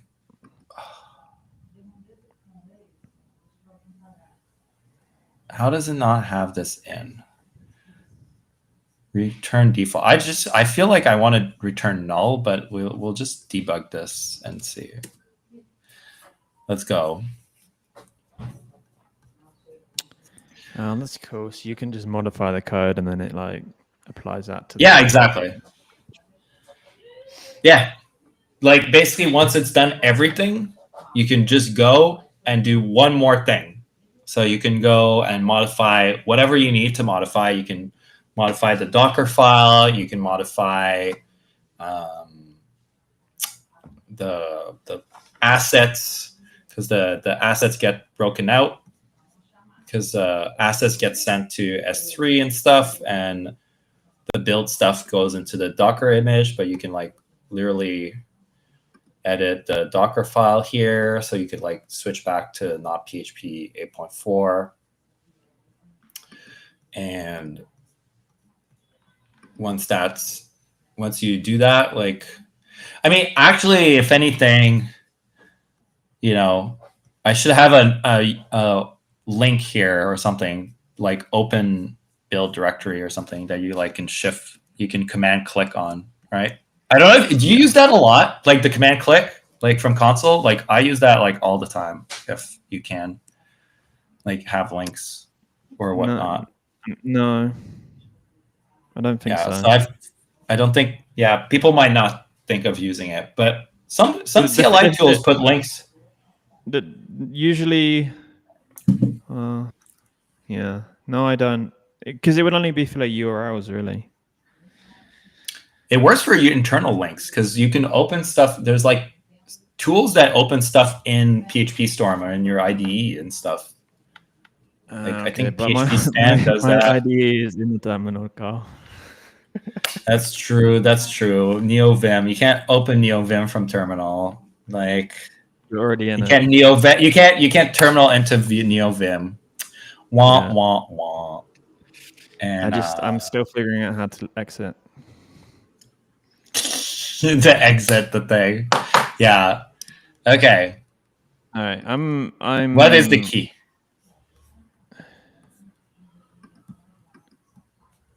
I mean, there's a chance we don't solve this today. I think I'm going to wrap it up in 15 minutes, but I'm kind of curious.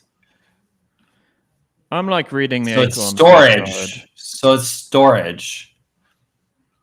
App config storage, and then it dies. How many vardums did you do? Just one. Oh, because it's. But it's calling it multiple times, right? So this is gone here. So it does like this. So it does app config and it must be storage. failing on the storage one. Yeah, but it's weird because storage is handled by Ymir already. So I'm confused why storage would not work. Well, the if statement is saying if it's no, then go Yeah. inside Oh, of so it. it's not null. So absolute cache pat prefixes. So this is a new This time. doesn't. If This maybe I'm just like a terrible engineer, and sometimes this happens. But like, why? It's saying if is null the yeah. environment, but then it enters it, and then it still uses that value. It's already checked to be null. Like, Yeah, I know. I don't like some people do that, like they do variable assignment in a if condition. I hate it. I think that's like super bad no, practice. I Like, get that, but on line 72, it's like returning the constant, even though we've already checked that it's null. Or am I yeah, just? if it's null, it'll return default, or Or it will if we return it. define the constant. Like if But we we've already define the established we haven't because we're null. no, it's different, right? This is environment variable. This is a PHP constant. Like it's if we like went here and config in Right, Bedrock, right, right, and right, then we did right. staging, but like Yep, makes sense. the absolute cache prefix thing is I mean, there's a function that's like add absolute cache path prefix. You pass in the prefix and it adds it to that array. yeah, but it's that stuff exists. Like I don't know, but like this makes no sense to me, obviously, because see, like if we look at all the code, absolute cache prefix it, like it's literally in the application. Like it's in the Illuminate application, and we look here, and roots acorn. Wait. So it's doing it here and it's doing it there. Why is this in two places? Like, Also, like, how can you string starts with and it's checking an array? oh, I you don't know. can. It's yeah, it works. That works. You can pass it multiple things. So as long as it matches it. The problem is that the app is not like the variable doesn't exist, which is like because it uses traits pat. And traits pat, this is where I wish I wasn't using VS Code because I don't know how to like use pats. No, it's yeah, use pats maybe. Application builder.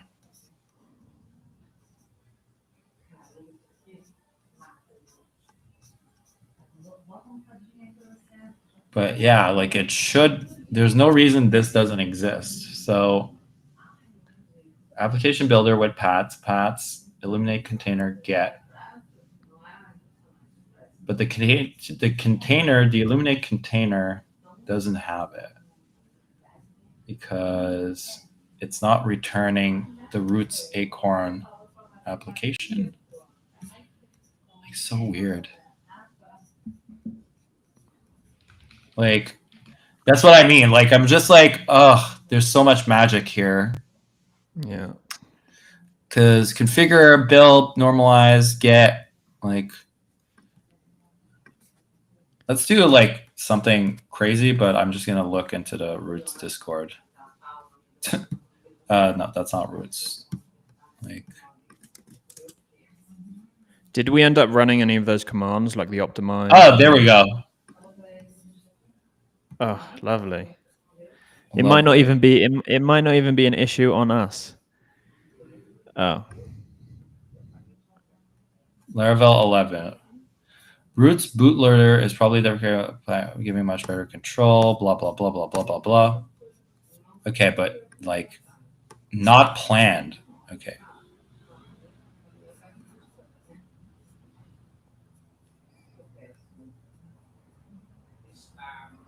You need to pass an array So path. you need Pass a base path.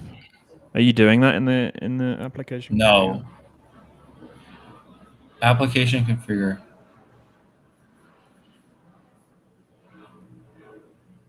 As seen here. Okay.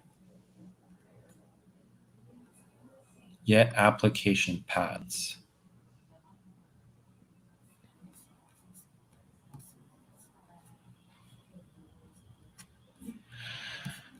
Oh, I'm in the wrong thing. Okay. No, get application paths. Get fresh application. This with paths. Traits. Get fresh application. Use. This also must be part of the cache. But this isn't like. This isn't even in the fucking main thing. Or base path as seen here.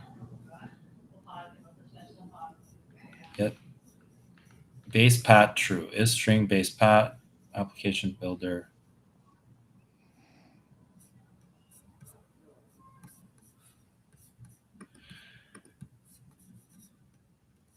So this is literally like, okay, it's a roots thing. So acorn, source acorn, base path, string base path, configure.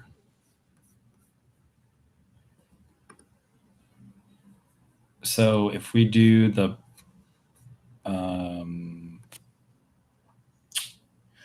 public content, MU plugins, roots, web providers, web path, web base path equal roots. No, but it's this. Configure string base path. If so, this is the one. So this would give here, and then if base path is null, infer base path, app base path.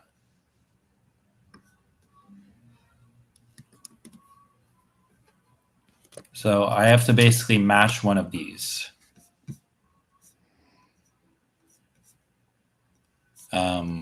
Do I do base path here? No. Okay. Acorn base path. Get team file JSON, dear name. Dear name composer path. Default dear from the base. Okay, let's just try acorn base path. It's already there. Yeah. What the shit?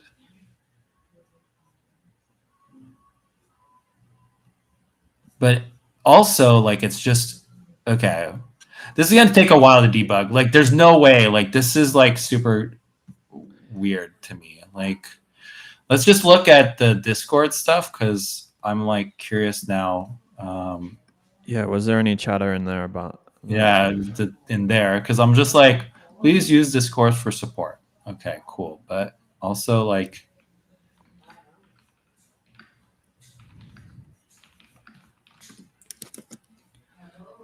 no, it's not. It's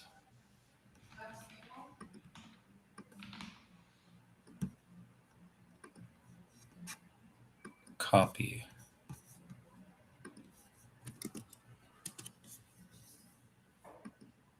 There we go.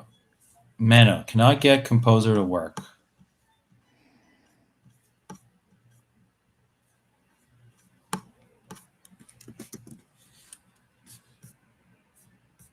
This is the only thing.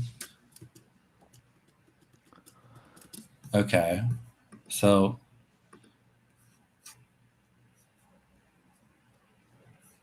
can you please test this?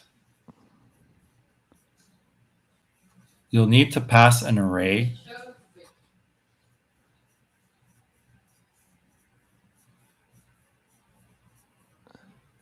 Yeah. Like, I don't see what he's linking to, why that's helpful. Because, like, this should just work, right?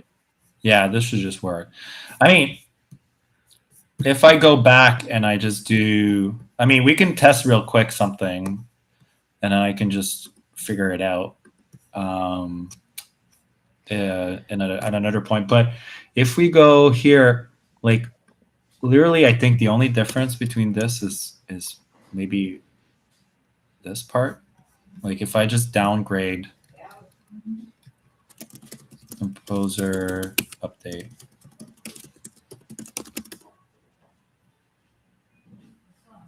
Let's see if I can downgrade to 4. Oh, pest. Yeah, I don't care about pests. I don't care about pests. Let's delete. I'm just like doing it like super. Yeah, I feel like you're going to struggle to downgrade it, though. I'm sure they upgraded a ton of packages. You were saying, sorry. I can hear you about how wrong you were, but what I'm looking forward to is I'm going to like fucking deploy and it's still going to be broken. So it's just like. I mean, do you even need the storage path in a sense? Like because we're in AWS and Lambda and it's not. Yes, because okay, so the storage path is actually important. It's like where they're going to put all the temp stuff that it's going to create, like the cache stuff.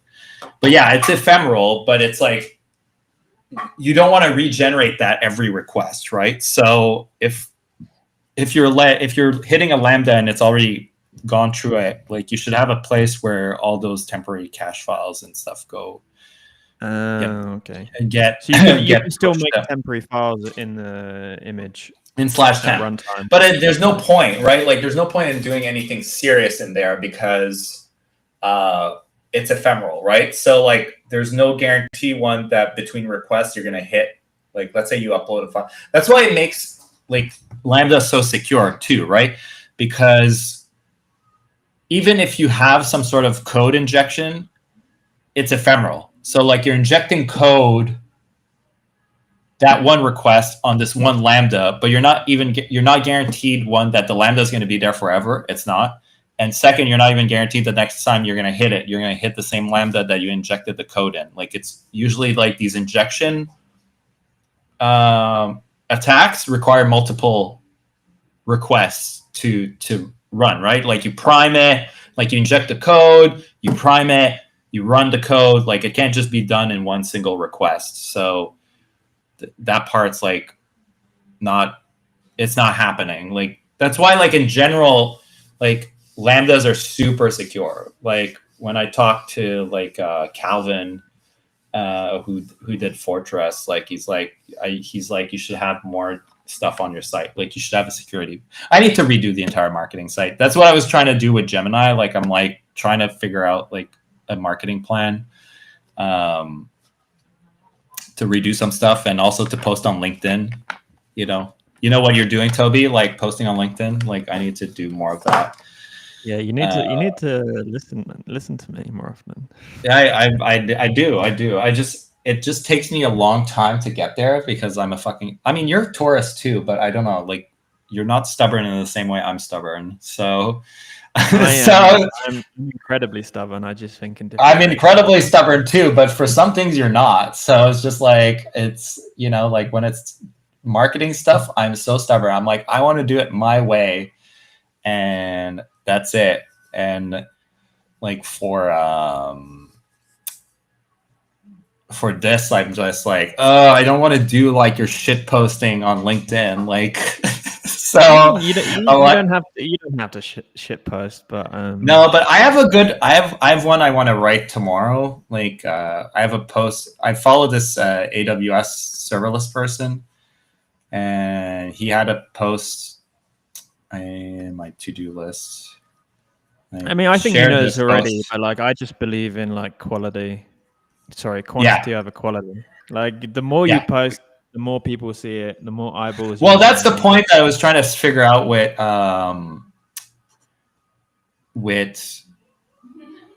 Gemini, basically. But so this post was like, so much of it is literally like stuff I try to sell with like Ymir, like a 6-figure. It can help you too, and one against it. But despite being a one-man army, but I knew you could devote more value faster with full power of AWS behind me. Like Lambda means you have the best engineers in AWS to handle infrastructure. You got built-in multi-AZ, like I said, on-demand scaling without managing a single server. And then he's like MVP on time. And then the serverless AWS, the serverless advantage that most teams miss. AWS manages and secures the VM, the OS, the runtime. It eliminates exactly what we were talking about. Like huge amounts of attack surfaces are removed when you use Lambda. Like you're basically left with SQL injections, like for all intents and purpose. Like you can have some man in the middle attack, like as in like somebody. There was some of that going on right now in WordPress, like a bunch of WooCommerce stores were getting like phishing attacks that were making them download this code that was making them download malicious code and installing it, basically. So if you fell for, let's say, a phishing attack that said like install this like hacked plugin to like prevent being hacked, and you install that on your serverless, like obviously you're gonna get fucked too. But again, it depends what the code's trying to do. If it's trying to write to uploads, it's not gonna work either, right? So there's a learning curve with serverless, but investment pays off big time when you can approach that with what used to require an entire team. Again, same thing. Like one of my case studies was exactly that. Like they removed their entire. They would have had to hire a DevOps team, and they just didn't. That's why I don't charge enough. That's the thing. I think you can just bridge that gap, right? Like I'm, I guess, a full stack engineer, but like I don't really know the DevOps side of thing that well. But like I can deploy to Ymir myself. I don't need a DevOps person. I don't need. No, exactly. So you just sort of remove one person. You remove like that was like the one pager I wrote. Like it's just like that was the main thing with like our common consulting client, right? Like they were like, they're sleeping better. Okay, this didn't work either. RIP. Okay, what's the error this time? The worst part is I had it working at some point. Like actually, I think I deleted the project, but. Oh. Okay, no, this is different. Now, this is like basically I did not. I downgraded the code in Composer, but I didn't fix any of the upgrade shit. So I think you can roll back to what I said a minute ago when I was like, I don't think it's going to be easy to downgrade. Yeah. I think I need to like shut my mouth a bit more here, but yeah, no, I'll look into that this week because, like I said, we have another common consulting client, and I want to get them on Radicals. So if anyone doesn't know, Carl provides me all my work, and I would be homeless without him. Yeah. Meanwhile, I'm going slowly. I'm slowly driving towards homelessness, and but yes, but no, but to go back to what we were saying, that's exactly what I find so cool with Ymir, right? Like we've done it a bunch of times, right? Like we created a project, we're deploying, it takes like 3 minutes and the code's up and there's no costs involved to this. Like it's like what we were showing with the Head Start stuff. Like that Head Start site's been up. I did this 2 years ago when we went to like WordCamp US. Wow. Because we were trying to talk. I was trying to talk to someone and at 10 Up, and I was just like basically, because I mean it's on your LinkedIn, so I can say you work at 10 Up. So like basically, you were wanting me to put me in touch with somebody at 10 Up about this, and I was like, oh, about Ymir, and I was like, oh, cool. I was just like, and you just come out with a Head Start, which I don't know if they still support that or if they'll still work on it, but anyways, they still do. But I basically set this up because I was like, this is perfect. Like Ymir is like perfect for headless stuff, right? Well, that's the thing. Like I love using Vercel, and there is no other place besides Ymir that has that same Vercel-like experience, right? No, exactly. So that's kind of what I'm like. That's why I was like talking at the beginning of the stream about Yoast. Like I was like, oh, I should really talk to you, just talk with Yoast and be like, hey, like, let me just show you, like, you're a developer too. Like, let me just show you why I think this is really cool. Because, like, I'm not looking for investments or stuff like that, but that's what I was saying about CloudFest. Like, people only knew me with a certain persona and weren't used to seeing, like, everybody knows I'm a really good coder, but nobody really saw me work. And it was similar a bit with Yoast. Everybody knows Yoast as like the business person, but Yoast like codes a lot. Like he was like up there every day, like of the hackathon. He was like there all day writing code, like coding, enjoying himself. And, I was like, oh, I should actually at least show that to him. Like, because like, I think it's really fun, without going into like whether this has any business value or not. Like, I just think as a developer, all of the people that are developers that use it love it because it's a kind of Vercel-ish experience, right? Like, it's super straightforward. It deploys, no huge security vulnerabilities, and like the post said with the LinkedIn stuff, like you can get so much power from it. Well, you not just power, it's efficiency and speed. Like, I can deploy something in 5-10 minutes. You can deploy something in 5-10 minutes and it can scale. Yeah.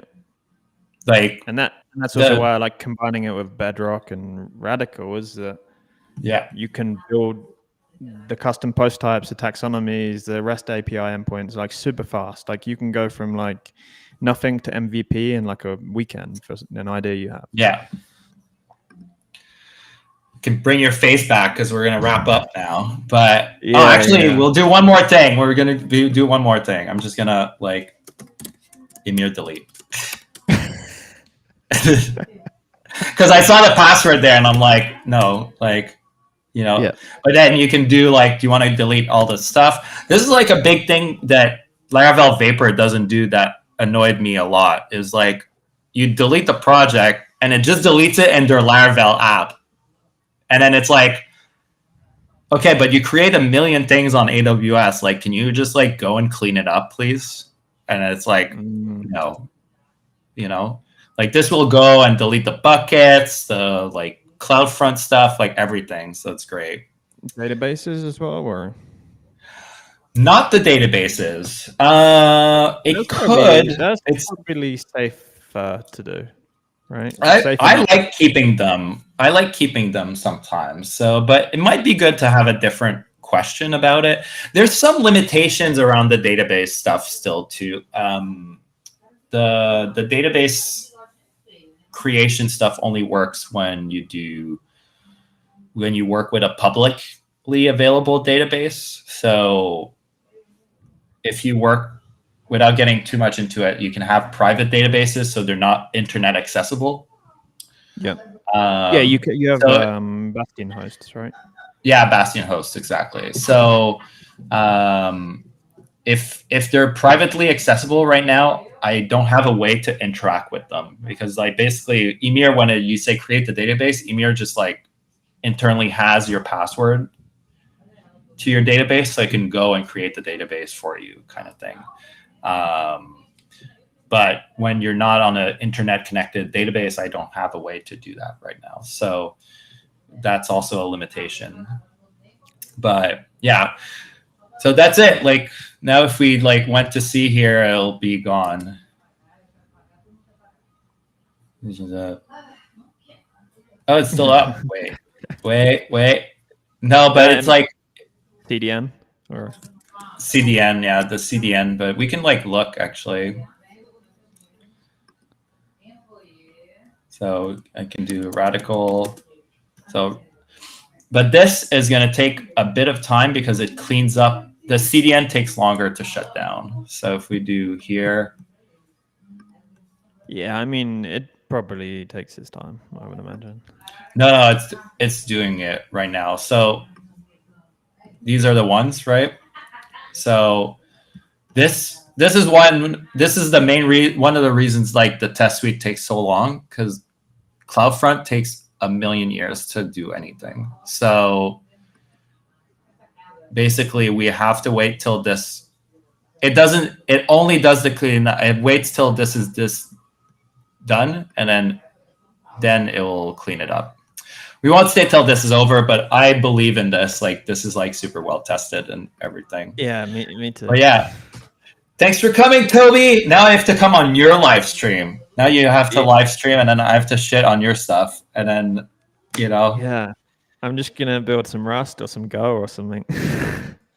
Yeah, I mean, I would love to see you. Actually, that's like super interesting to me. Like, I would love to see you do like some Rust or some Go and ask questions.